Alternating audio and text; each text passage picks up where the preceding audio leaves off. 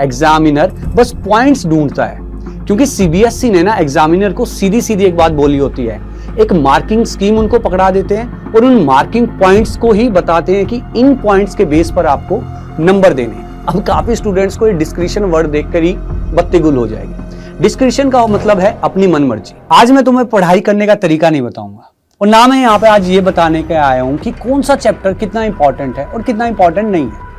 आज मैं तुम्हें सिर्फ एक सिंपल सी चीज बता रहा हूं कि सीबीएसई क्या चीज नहीं देख सकता। बिल्कुल सही सुन रहे हो, ऐसी बहुत सी चीजें हैं आपकी आंसर शीट के अंदर जो सीबीएसई ना तो देखना चाहता है और ना कभी देख पाता है। और जो चीज सिस्टम देख ही नहीं सकता तो उसके नंबर कहां से आपको मिल जाएंगे।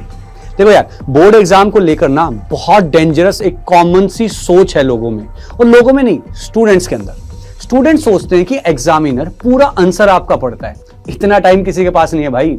रियलिटी बल्कि ये है कि एग्जामिनर ना आंसर पढ़ता ही नहीं है, एग्जामिनर बस पॉइंट्स ढूंढता है, क्योंकि सीबीएसई ने ना एग्जामिनर को सीधी सीधी एक बात बोली होती है, एक मार्किंग स्कीम उनको पकड़ा देते हैं और उन मार्किंग पॉइंट्स को ही बताते हैं कि इन पॉइंट्स के बेस पर आपको नंबर देने हैं। एक मार्क का मतलब होता है एक एग्जैक्ट आइडिया। तुम 200 शब्दों के अंदर आंसर लिख दो, लेकिन अगर 2 मार्किंग पॉइंट मिस हो गए ना तो समझना भाई तुम्हारे नंबर चले गए।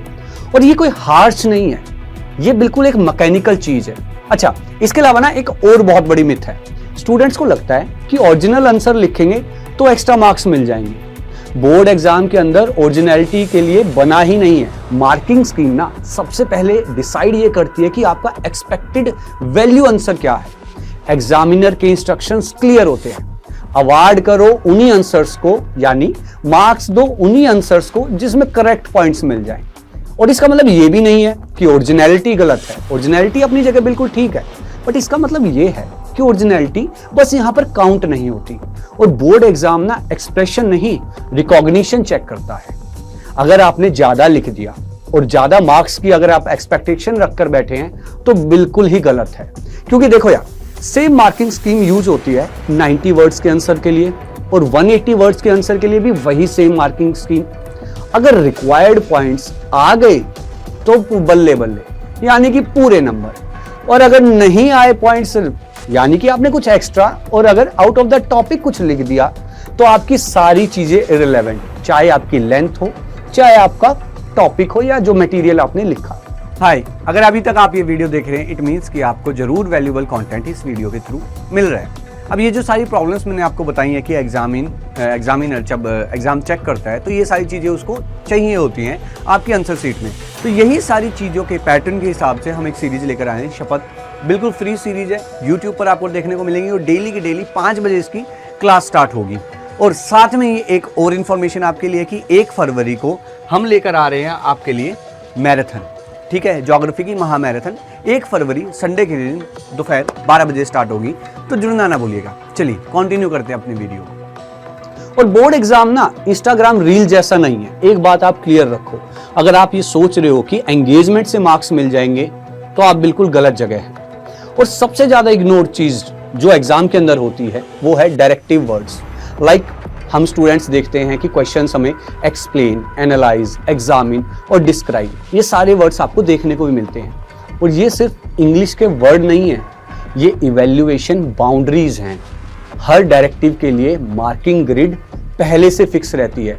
अगर आंसर करेक्ट होगा लेकिन डायरेक्टिव के बाहर है तो एग्जामिनर मार्क्स दे ही नहीं सकता, चाहे आप कुछ भी कर लें। Correct but of directive means marks cut.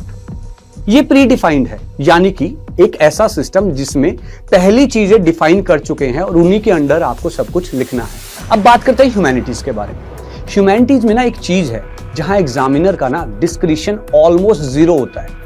अब काफी स्टूडेंट्स को ये डिस्क्रिशन वर्ड देखकर ही बत्ती गुल हो जाएगी। डिस्क्रिशन का मतलब है अपनी मनमर्जी। जैसे कि मैप्स उठा लो आप, मैप्स के अंदर आपने अगर एग्जैक्ट लोकेशन मार्क कर दी, जैसे कि मयूरभंज माइन कहां पर है, अगर एग्जैक्ट मार्क करा तो नंबर पक्का। अगर लोकेशन गलत लिखकर कहीं दूसरी स्टेट में मार्क कर दिया तो एग्जामिनर चाहे कितना ही जोर क्यों ना लगा ले, नंबर 0 मिलने वाले। और एग्जामिनर यहाँ पर जज नहीं होता, वो आपको जज नहीं करने बैठा, वो सिर्फ वेरीफाई करने बैठा है कि जो इंफॉर्मेशन आपने लिखी और जो एनसीईआरटी ने प्रोवाइड करवाई क्या वो सेम है या नहीं। एक सिंपल एनालॉजी समझो, मैप है आपके एफडी वाला काम कि फिक्स डिपॉजिट कर दिया, ब्याज आता रहेगा। लेकिन जो लॉन्ग आंसर है हमारे, ये एक स्टॉक मार्केट के तरीके से काम करते हैं। इसलिए बोर्ड्स में ना 95% सिर्फ पढ़ाई से नहीं आ सकता। 95% लाने के लिए आपको स्ट्रक्चर समझना पड़ता है। स्ट्रक्चर का मतलब है जो सिस्टम देख सकता है उसी लैंग्वेज में आपको आंसर लिखना पड़ता है। तुम क्या जानते हो उतना इंपॉर्टेंट कभी था ही नहीं। तुम जो लिखते हो वो सिस्टम कैसे रीड करता है वही सबसे ज्यादा इंपॉर्टेंट है। अगर तुम क्लास 12th ह्यूमैनिटीज के स्टूडेंट हो तो ये वीडियो इग्नोर करना शायद एक बहुत बड़ी गलती हो सकती है, क्योंकि बोर्ड एग्जाम में ना सबसे ज्यादा मार्क्स उस चीज के लिए कटते हैं जो तुम्हें लगता है तुम्हें ऑलरेडी आती है। हर साल कुछ स्टूडेंट सेम सिलेबस पढ़ते हैं, सेम एनसीईआरटी, सेम चैप्टर, पर रिजल्ट सेम क्यों नहीं होता?